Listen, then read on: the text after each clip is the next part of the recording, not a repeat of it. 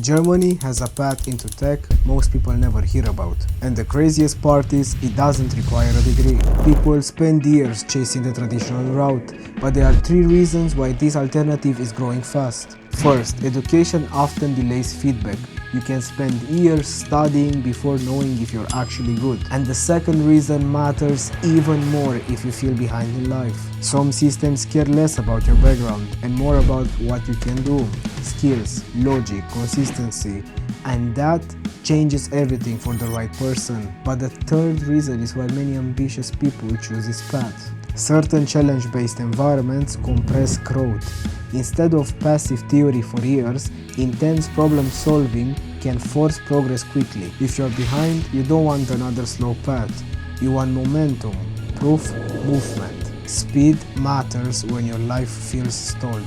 That's one reason why places like 42 Heilbronn get attention. No typical degree model, more challenge, more peer learning, more real output. Not easy, not for everyone, but real opportunities rarely are. This is where most people misunderstand paths like this. They think no degree means lower quality. Sometimes it means different filtering. Pressure instead of paperwork. Can you solve problems? Can you adapt? Can you keep going when it gets hard? Those signals matter too. Some people don't need more credentials. They need real, proving ground. Which is why this path feels invisible to most people and obvious to the right person. If you want to learn more about challenge-based paths like 42, link below. Sometimes the best opportunities are unpopular. They're hidden.